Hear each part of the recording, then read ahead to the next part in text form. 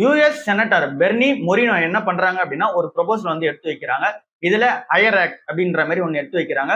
So இந்த proposal எடுத்து வச்சாங்க அப்படின்னா இந்த ப்ரொபோசல் ஒரு பாஸ் ஆயிடுச்சு, அவங்களோட பில்ல வந்து பாஸ் ஆயிடுச்சு அப்படின்னும் போது என்ன நடக்கும் அப்படின்னா இந்தியாவோட ஐடி செக்டர் வந்து பார்த்தீங்கன்னா மொத்தமா டவுன் ஆகுதுக்கான சான்சஸ் வந்து அதிகமா இருக்கு அப்படின்றது தான் நியூஸா இருக்கு. ஸோ நம்மளோட ஐடி செக்டர் இங்க யூஎஸ் டிபெண்டா தான் வந்து பார்த்தீங்கன்னா அதிகமா இருக்கு. அதுல கிட்டத்தட்ட 283 பில்லியன் டாலர் வந்து பார்த்தீங்கன்னா இந்த ஒரு பில்லால வந்து பார்த்தீங்கன்னா அஃபெக்ட் ஆகுதுக்கான சான்சஸ் அதிகமா இருக்கு அப்படின்ற மாதிரி சொல்றாங்க. ஸோ சிம்பிளா இந்த ஹையர் ஆக்டோட அப்ஜெக்டிவே என்ன அப்படின்னா இங்க யூஎஸ் கம்பெனிஸ் வந்து பார்த்தீங்கன்னா யார் யாரெல்லாம் அவுட் சோர்சிங் அவங்களோட சர்வீசஸ் வந்து பண்றாங்களோ அவங்கள டிஸ்கரேஜ் பண்ற விதமா தான் வந்து இருக்கு. நம்மளோட அமெரிக்கன் எம்ப்ளாயிஸ் வந்து பார்த்தீங்கன்னா அவங்களோட ஒர்க் ஃபோர்ஸ் வந்து பார்த்தீங்கன்னா ப்ரொடெக்ட் பண்ணுங்க அப்படின்ற விதத்துல இருக்கு. ஸோ அங்க கொடுக்காதீங்க, யூஎஸ் எம்ப்ளாயிஸ்க்கு வந்து கொடுங்க அப்படின்ற ஒரு அப்ஜெக்டிவ்ல தான் வந்து பார்த்தீங்கன்னா எடுத்துட்டே வந்திருக்காங்க. ஸோ இங்க சர்வீசஸ்னு வரும்போது இது ஃபீஸ் ஆகும், அண்ட் தென் பேமெண்ட் ஆகும், அண்ட் தென் பார்த்தீங்கன்னா ராயல்டி பேமெண்ட் ஆகும், பிரீமியம் ஆகும், கன்சல்டிங் ஃபீஸ் ஆகும். ஸோ இந்த மாதிரி என்ன இருந்தாலும் சரி நீங்க சர்வீசஸ் வந்து அவுட் சோர்ஸ் கொடுக்குறீங்க அப்படின்னாலே இங்க 25% டாக்ஸ் வந்து அப்ளிகபிள் பண்ணிடும் அப்படின்ற மாதிரி சொல்றாங்க.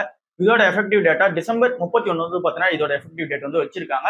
ஸோ இந்த வருஷம் கடைசி முடிஞ்சு 2026 ஸ்டார்டிங்லேயே வந்து பார்த்தீங்கன்னா இந்த பில் பாஸ் ஆயிடுச்சு அப்படின்னும் போது இது வந்து பார்த்தீங்கன்னா எஃபெக்டிவ் வந்துடும். எஃபெக்டிவ் வந்தது அப்படின்னும் போது நம்மளோட இந்தியன் கம்பெனிஸால மார்ஜின்ஸ் வந்து கிரியேட் பண்ண முடியாது. ஏன் அப்படின்னா இங்க இருக்க டாப் மேஜர் பிளேயர்ஸ் யார் யாருங்க TCS and then Infosys and then Wipro, HCL அந்த வந்து பார்த்தீங்கன்னா கோஃபோர்ஜ் இந்த கம்பெனிஸ் எல்லாமே வந்து பார்த்தீங்கன்னா அதிகமாக யூஎஸ் டிபெண்டா தான் வந்து இருக்காங்க. 60% வந்து பார்த்தீங்கன்னா அவங்களோட ரெவன்யூ யூஎஸ் டிபெண்டா தான் வந்து இருக்கு.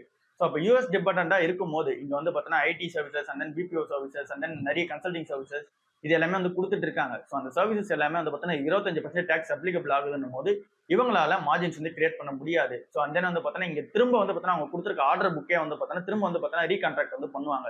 ரீகான்ட்ராக்ட்ல பிரைஸ் நெகோசியேஷன்ஸ்லாம் வந்து நடக்கும். ஸோ இது எல்லாமே வந்து பார்த்தீங்கன்னா ஆப்பன் ஆச்சு அப்படின்னும் போது இந்தியன் ஐடி ஃபர்ம்ஸ்க்கு வந்து பார்த்தீங்கன்னா இது ஒரு பெரிய அடியா தான் வந்து இருக்கும். ஸோ இது ஓவராலாக வந்து பார்த்தீங்கன்னா இங்க ஜாப்லெஸ் வந்து கிரியேட் பண்ணும், அந்த கம்பெனிஸ்க்கு வந்து பார்த்தீங்கன்னா மார்ஜின்ஸ் வந்து கிரியேட் பண்ண முடியாது. ஸோ அதனால இன்னும் சம்பளம் வந்து பார்த்தீங்கன்னா கம்மியா தருவாங்க. ஸோ இது எல்லாமே வந்து பார்த்தீங்கன்னா ஒன்னோட ஒன்று வந்து பார்த்தீங்கன்னா கனெக்ட் பண்ணப்பட்டிருக்கு.